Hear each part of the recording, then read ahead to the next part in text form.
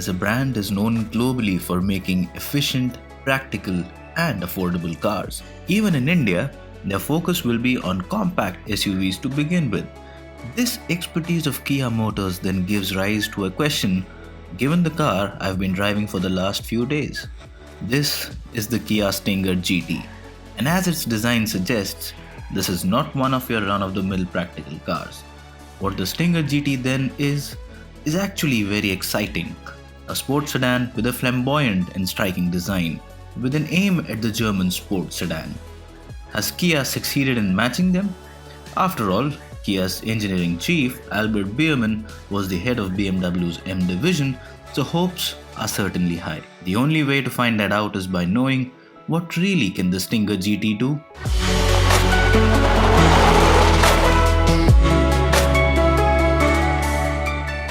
So the final result you get is the Stinger GT, and well, it is a great car to look at, there's no doubt about it. But the main reason why you would buy this is for its driving performance, and that is what we're going to talk about in detail. Now, you need to always keep this in mind that the Stinger GT was made to rival European sports sedan, and Kia has managed to do a great job at coming really close to the German competition, and that's a great compliment for Kia. Now, just in case you're wondering why am I actually reviewing this car given the fact that it's not on sale and Kia has never put in an official word that it's going to sell the Stinger GT here in India. Well, the simple fact is that the reason why the Stinger GT exists is because Kia wanted to show it to the world how good a car they can make.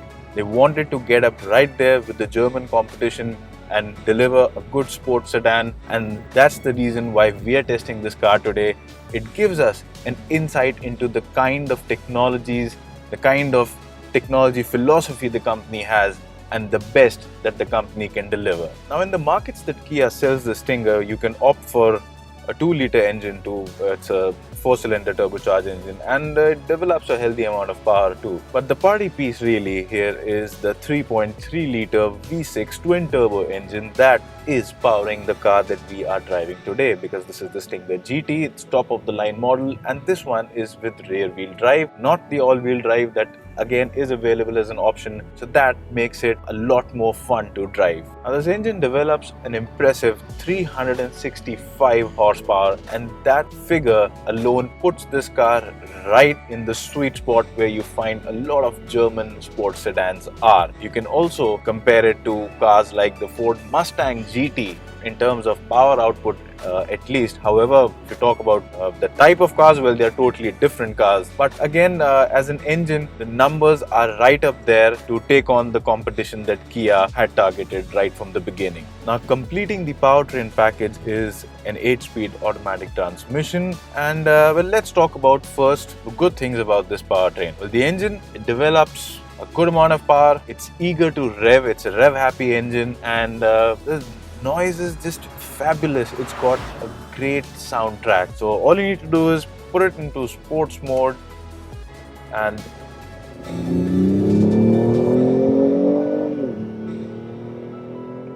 getting this kind of a soundtrack from a South Korean sports sedan. Well, who would have thought that? Maybe a good 5-6 years back. But here it is, and we are driving it. Real world performance again is very impressive from the engine. As I told you, it revs happily, and the turbos, again, there is not much lag. It's got a twin turbo system, so even at low speeds you don't really feel the engine is struggling, and when accelerating again from low RPM, there is hardly any lag. And moving higher up in the rev band, it's around 3000 RPM that the engine really comes into its element, and about 4000 RPM is when the soundtrack really becomes music to the ears. Now, these days it's common to see a lot of car makers opting for active sound, that is artificially induced exhaust sound into the cabin.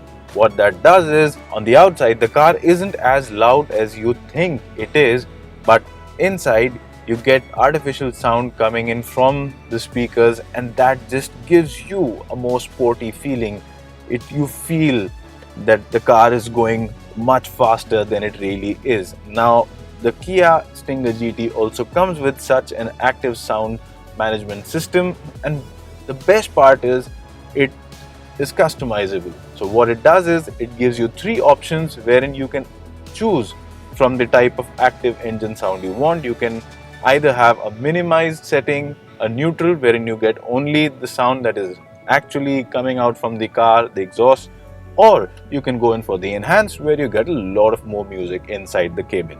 Now coming to the 8-speed automatic transmission, well, it also comes with paddle shifters and it's a quick transmission. So it complements the eager nature of the engine very well. So it changes, the upshifts happen really quick, it happens in a snap. So if you are someone who really loves enjoying, well, this car is going to support your driving enthusiasm with its engine and gearbox completely. But there is one disappointment in this entire package, and that is the paddle shifting. The paddle shifters don't really provide the kind of feedback that you would expect. The reaction speed isn't that great, and the gearbox feels a little bit potchy, a little bit jerky when you're using these paddles. Without the paddles though, in sport mode, the transmission works very nice. Well, now that we've established that the Stinger GT has got a great engine, a good gearbox, well, the next thing that really needs to be a good sports sedan is great handling. Now remember that this car is based on the platform of the Genesis, which is the Hyundai Genesis, a luxury sedan. So Kia has had to do a lot of tinkering with the platform to make it worthy of supporting a sports sedan, a car that is primarily performance oriented. And Kia has done a really good job at that. The suspension is good, the chassis rigidity, they have increased the tensile strength, the rigidity of the chassis, and that again helps handling a great deal. The suspension does a good job of supporting high-speed cornering, and you can really go into corners with a lot of confidence, which at times seems a little unreal considering the size of this car. Now, this is not really a small car. It's more than 4.5 meters long, and for that kind of length and the kind of wheelbase it has, the handling is pretty much spot on. It's very, very impressive. Now, there are a lot of sports sedans which offer great performance, just like the Stinger GT, but some of these cars tend to suffer from a problem wherein they are not able to balance handling and ride quality well. Now what happens in such cars is that the ride is too hard, the suspension is very stiff, so you end up hurting your back a lot. But that is not the case in the case of the Stinger GT. It's a proper GT car. You can actually go long distance in this car. If you change the setting to comfort mode, the suspension really soaks in a lot of the bad bumps and the potholes. They are gone. What you do need to be careful about is the ride height. Now the Stinger GT it sits pretty low, and that could be an issue on some of the higher speed breakers that we encounter, or the larger potholes.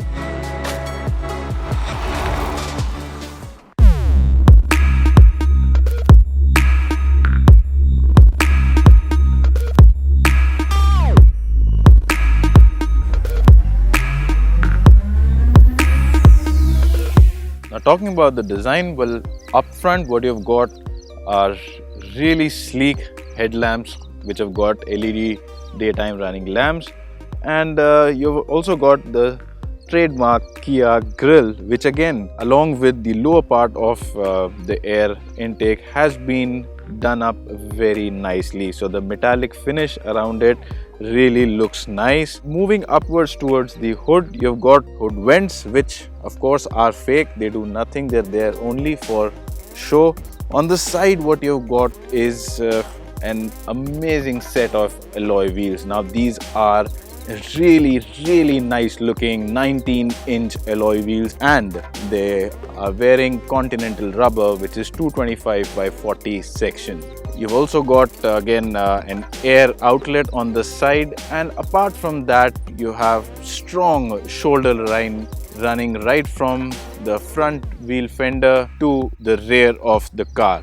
And it's primarily the coupe, the sloping roofline, a coupe-like design of the Stinger, coupled along with these really nice looking 19-inch alloy wheels that gives the Stinger GT a great sporty performance oriented look from the side. Now moving back to the rear, well, the rear again, like the front and the side, is quite striking, but for some reasons it doesn't look as pretty as the front or the side. Well, of course the Stinger GT itself is not a pretty car, it's a striking car as I told you earlier, but the rear just lacks that oomph factor. But then again, what you've got, really nice looking tail lamps which run from one end to the other all the way, and that gives the Stinger GT's rear a very different look. You've also got quad exhaust pipes, so two on either side, again gives it that performance oriented look at the rear.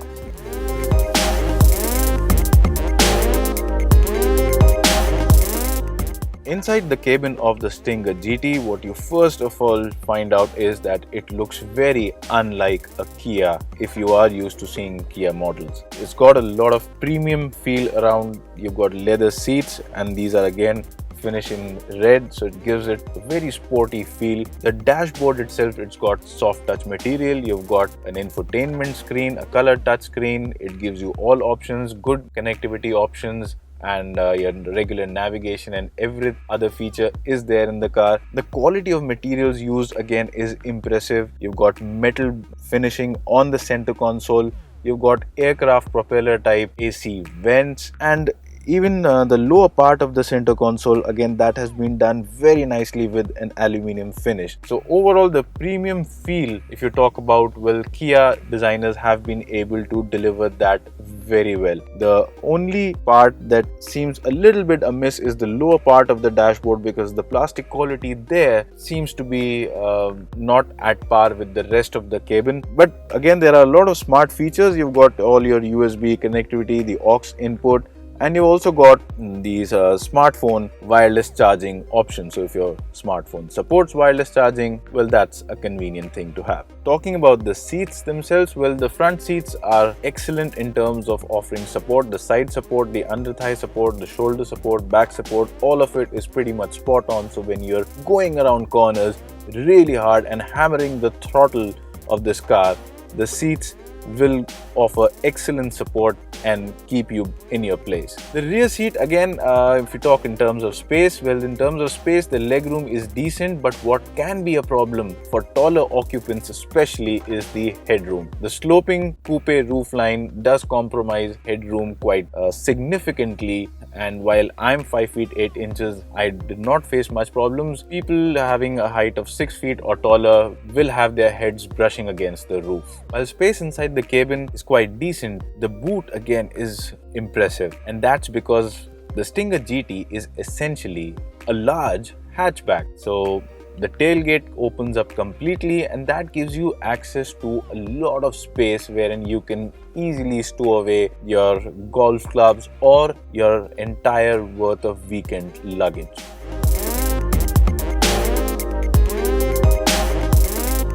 Now, having driven the Stinger GT at length over the last couple of days, it's easy for me to say that this is a great car when it comes to performance cars. Kia Motors has been able to deliver an outstanding product in form of the Stinger GT, and especially with this 3.3 litre twin-turbo V6, the car is an absolute hoot to drive. It's got a lot of performance going for it, and there are a lot of elements in the car itself that make it such an impressive car. As a sports sedan, I'm sure that what Kia set out to do, well, they have successfully managed to achieve that. It's an outstanding product, but there are two problems which I'm sure when you must have read the headline, you've been wondering since then that what are those two problems really with this car. And well, the first problem is that one, as I told you earlier, this car is still not on sale in India. Now, the first car from Kia Motors we know will be a compact SUV, which will be a Hyundai Creta rival. So this is not on the cards anytime soon, but I strongly believe that Kia at some point of time when they have established the brand in India should look at launching the Stinger GT as probably for limited numbers only, but they should launch this car in India. It makes for a great brand statement. The second problem with this car is, well, it's particularly only with this car, this unit itself. That problem is the fact that this is white. And who the hell buys a white sports sedan? I mean, there are so many other great colors. This car is in a red, a blue. Well, the car would have looked fantastic. So it's kind of a little sad to see such a great looking car, such a good performance car in a boring shade of white. Well, these are just the two problems. Apart from that, it's been a great time driving the Stinger GT, and all I can say is that I hope Kia brings it to India sometime soon. If you like this video, please hit that subscribe button and don't forget to share it with your friends as well. For anything else from the world of wheels, please log on to www.expressdrives.com. Till the next time we meet again, please obey all traffic rules, wear your seatbelt and a helmet always when you're riding a two-wheeler.